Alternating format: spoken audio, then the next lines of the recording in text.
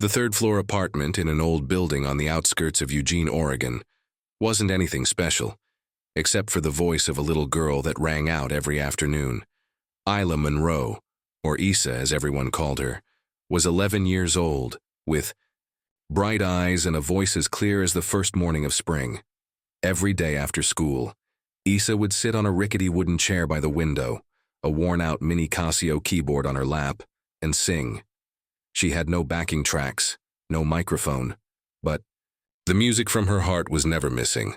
Her mother, Lena Monroe, 33, worked as a waitress at a small diner in town. Every evening when she came home from work, she would pause for a few seconds at the door just to listen to her daughter sing. Sometimes that voice made her lean against the door frame, eyes brimming with tears.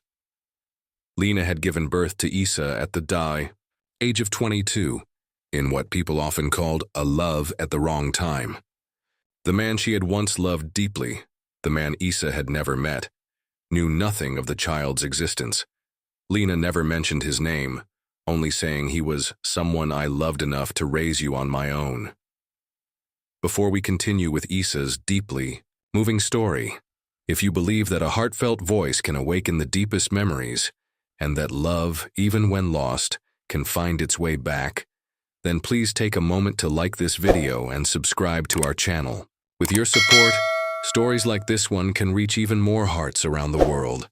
Now, let's step into the journey Isa never saw coming. Life hadn't been easy for the mother and daughter. Their rented home had only one bedroom, no central. Heating in winters were cold enough to chill the bones. But Lena had always kept her promise to her daughter. As long as I can work, you won't go hungry. And Isa? She never complained.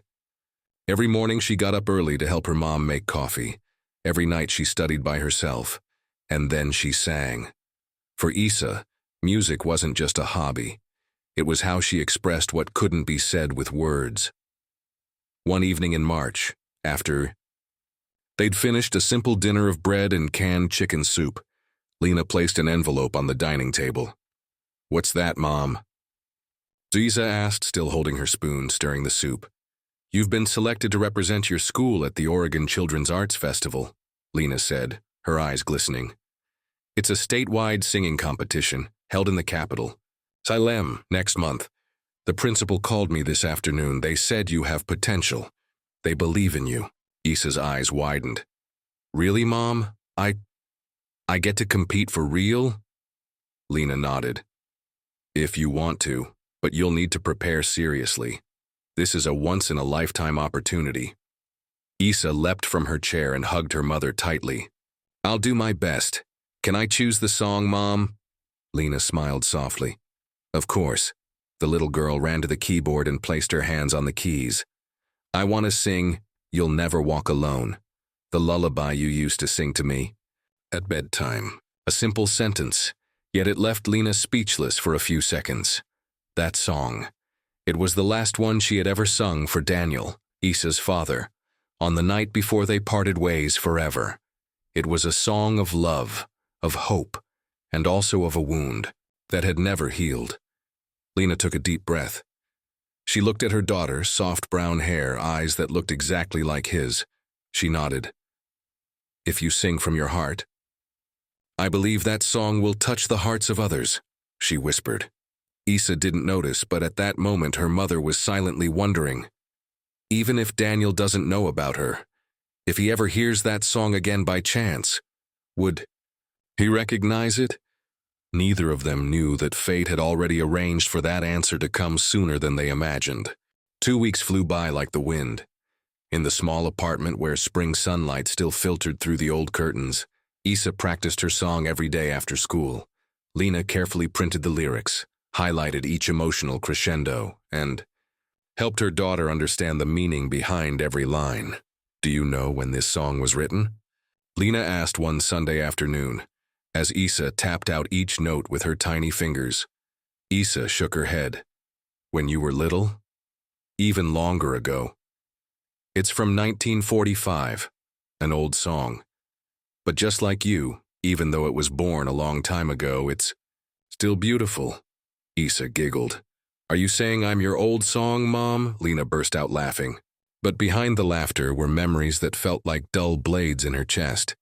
She remembered that rainy evening, when Daniel Reed had placed his hand gently on her belly and whispered, "If we ever have a child, will you sing this song to them?" Lena was only 22 then. Daniel was 25. He was the heir to a well-known political family in Oregon. They met when Lena was a secretary at a law office. Daniel was a law intern, warm, humble, and full of dreams. They loved each other in secret for nearly a year. But everything fell apart when Daniel's father found out. "A girl like you isn't worthy of our family," he said coldly. And Daniel, because of his career, because of the pressure, left, never knowing that just a few weeks later, Lena discovered she was pregnant. She tried to contact him, but he had moved to another city. Every letter was returned. Eventually she gave up. Lena clenched the printed lyrics in her hand. Isa's voice rang out, fragile but full of feeling. Walk on, with hope in your heart. And you'll never walk alone." The line struck her heart like a rhythmic knock, a message she once wished to send to Daniel, and now to their daughter. On the day they left for Salem, the sky was filled with gray clouds. Lena packed everything into an old cloth bag. Isa's simple white dress, the canvas shoes that had survived 3 winters, a card from Daniel that her mother had once kept, and a letter she had written but never sent. "Are you ready?" Lena asked as Isa zipped up her coat. "I'm ready, but Mom..." Isa hesitated. "If the song makes you sad, I can change it." Lena paused. She knelt and brushed her daughter's hair back gently. "No, sweetheart," she whispered. "I'm not sad, it's just some songs touch a place inside us we thought we'd forgotten. And I think if someone out there hears you sing, their heart might be awakened too." "You mean, like my dad?" Isa asked softly, as if afraid the question might shatter the air around them. Lena smiled, even though her heart tightened. "Maybe. You never know." The bus brought them to the capital city of Salem by late afternoon. The main building where the festival was held was grand and vibrant. Children from all over the state had gathered, each dressed up, accompanied by families, teachers, and music coaches. Lena and Isa had no one but each other, but that was enough. As they stepped into the main hall, a woman greeted them. "Hello, Ms. Monroe. This is the registration desk. Your daughter will perform tomorrow afternoon. There will be 3 judges. And notably, the governor of the state, Mr. Daniel Reed, will be attending.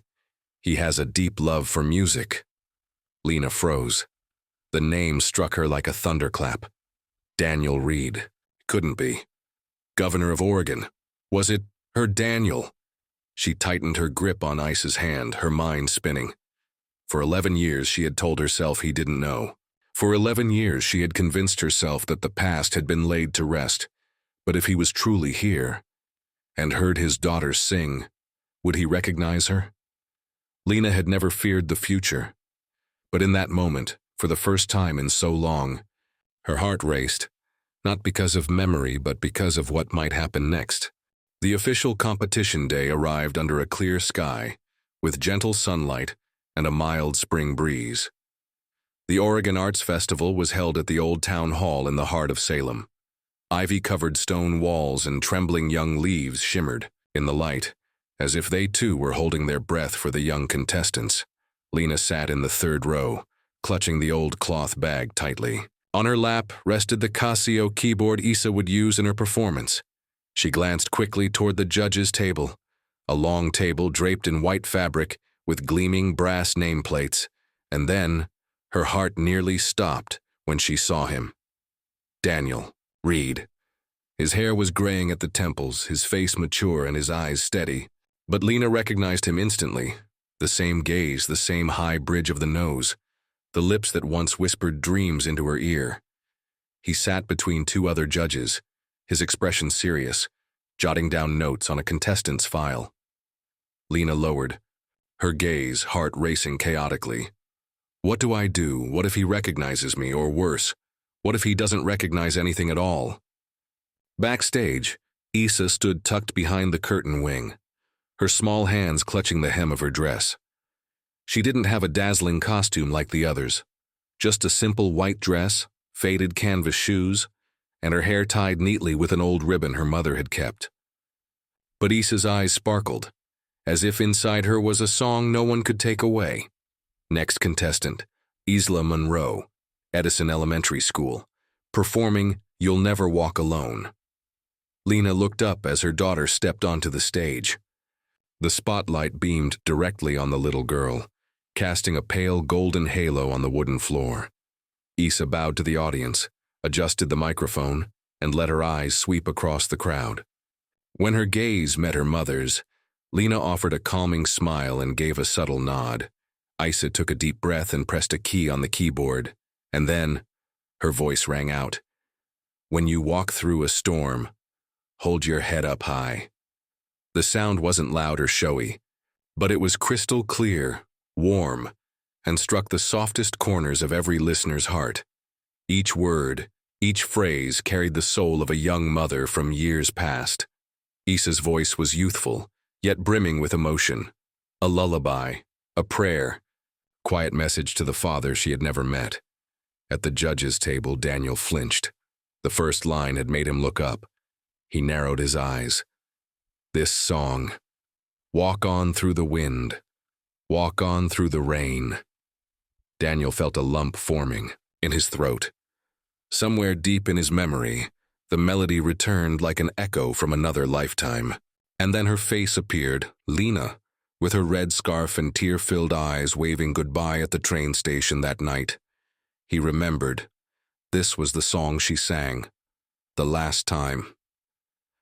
Daniel couldn't take his eyes off the girl standing on stage. The light surrounded her like an angel, and those eyes were so familiar. The girl. There was something unmistakably Lena about her. In the audience, Lena could no longer hold back her tears. She didn't know what Daniel was thinking, didn't know whether he remembered or recognized anything. But her daughter's voice, the child he had never known, was awakening something that had lain dormant in him for 11 years.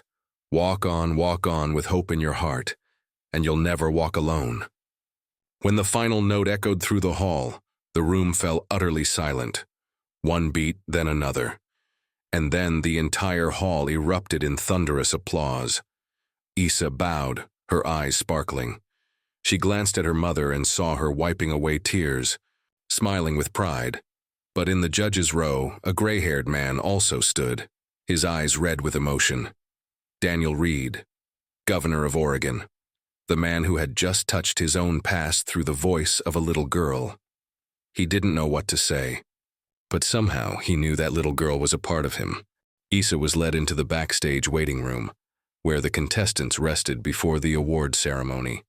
She had barely taken a seat when a young volunteer stepped in and whispered something to the room coordinator.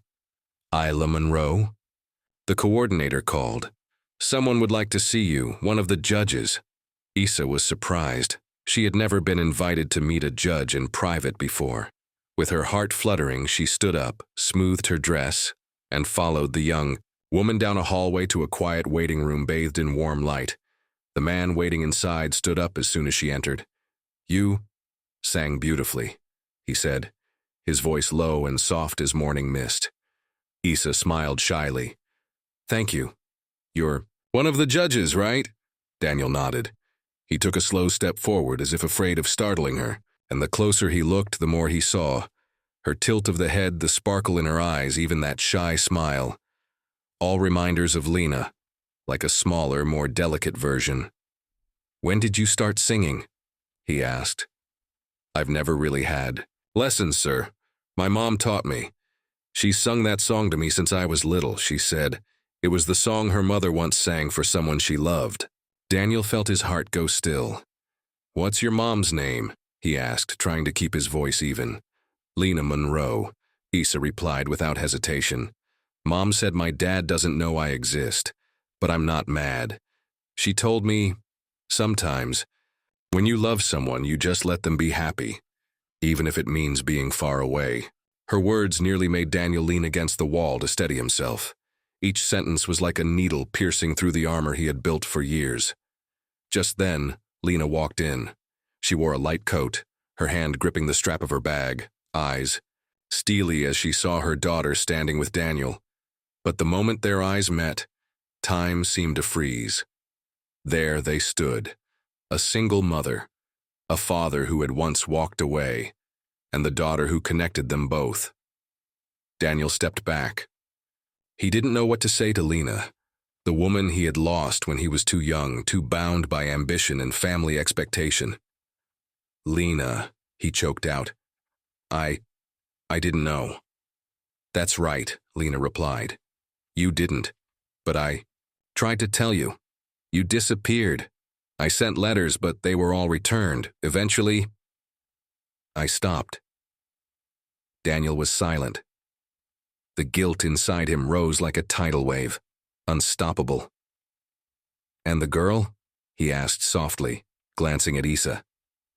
"She's your daughter," Lena said, speaking aloud for the first time in 11 years, the truth she had kept hidden. Isa turned to her mother. "Mom, is this—" Lena nodded. "Sweetheart, this is your father, your biological father." Silence stretched between them. Isa stood still, eyes wide, as if unsure she had heard correctly. Daniel slowly stepped forward and knelt so he was level with her. "Isa," he said, voice trembling. "I didn't know, but now I do.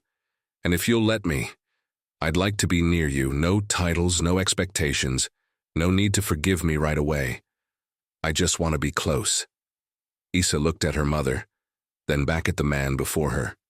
She stepped forward and placed her small hand on Daniel's trembling one. "I don't know what to call you yet, but I trust my mom." And she said, "Someone who knows how to admit they were wrong deserves a chance." Daniel broke down. For the first time in years, he wept. Not for work, not from pressure, but from touching something he never dared to hope for again. Family. They left the waiting room a few minutes later. Lena walked beside Isa, Daniel trailing a step behind as if still unsure this was real. The little girl held both their hands, her eyes shining. When they reached the steps leading out to the main plaza, where the crowd was gathering for the awards ceremony, Isa whispered, "Mom, Dad, today is the best day of my life." Lena gently squeezed her daughter's hand. Daniel nodded, then whispered back, "And it's the day I begin mine again." The award ceremony took place just after sunset, as the stage lights blazed, illuminating the eager and hopeful faces below. The plaza in front of the town hall was packed, parents clutching camcorders, contestants holding hands tightly, and hearts pounding in anticipation of the results. Lena and Isa stood at the side of the stage. Isa glanced out at the crowd, then looked toward Daniel, the man who had only just entered her life like a strange wind, and yet somehow felt so familiar. She said nothing, only squeezed her mother's hand gently and offered him a soft smile. The MC stepped onto the stage to jubilant background music. "Ladies and gentlemen, after nearly 100 performances from across the state of Oregon, the judges have selected the top 3 acts. And now, to announce the grand prize, please welcome today's special patron of the competition, the Governor of Oregon, Mr. Daniel Reed." Thunderous applause erupted. Daniel walked onto the stage. The lights shone on his face, calm, composed, as always in public. But only those who looked closely would notice that in his eyes now, there was something softer, warmer, and more emotional than ever before. He held the microphone and paused for a moment. "Today," he began, "I heard many beautiful voices, but there was one that left me speechless." The audience fell silent. It wasn't just a good voice. It was a voice that carried memories, love, and a message my heart couldn't ignore. Daniel took a deep breath. "This year's grand prize winner is Isa Monroe from Edison Elementary School." Cheers rang out. Isa's mouth dropped open, her eyes wide. Lena gave her a gentle nudge toward the stage. The little girl walked toward him, not just toward the governor, but toward the man who had quietly listened to her calling him through song. Daniel knelt and presented the award and commemorative trophy to Isa. As the camera zoomed in, he leaned close and whispered, "Would you who call me Dad just once?" Isa hesitated, then clutched the trophy tightly, took a deep breath, and stepped toward the microphone. "I want to thank my mom for always believing in me. And thank you to my dad, the man I just met, for listening to me sing today." She paused. The entire plaza held its breath. "I love you, Dad." Daniel couldn't hold back the tears. He rose and embraced his daughter. Camera flashes lit up the night and the crowd erupted in waves of applause. Lena stood just off stage, lips trembling, tears streaming down. Not the lonely tears of years past, but tears of joy that finally had a name. The next morning, news spread across newspapers and social media. Governor Daniel Reed publicly acknowledges his daughter after children's music competition. Orphaned girl moves entire state with song of love and hope. Soon after, Daniel held a press conference. At it, he declared, "I will finish out my term, but after that, I will step away from politics to focus on the most important thing I ever lost, my family."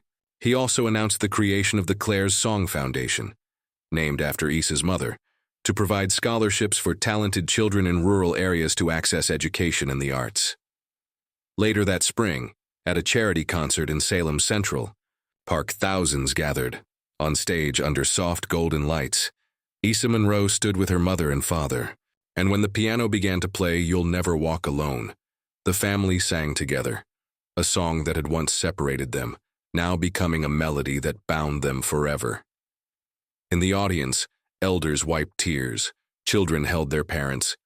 Hands and hearts everywhere felt what music always has the power to do: connect what once seemed lost forever.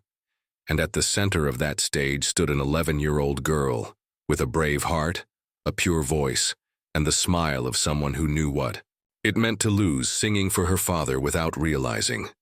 He had been listening all along, and so the story of Isa Monroe comes to a close, a journey of reconnecting family ties after more than a decade apart. If this little story made you smile, shed a tear, or simply pause for a quiet moment inside, please like the video and subscribe to our channel. Your support gives us the strength to keep sharing heartfelt, hopeful, and deeply human stories like this one. We'll see you again on the next journey.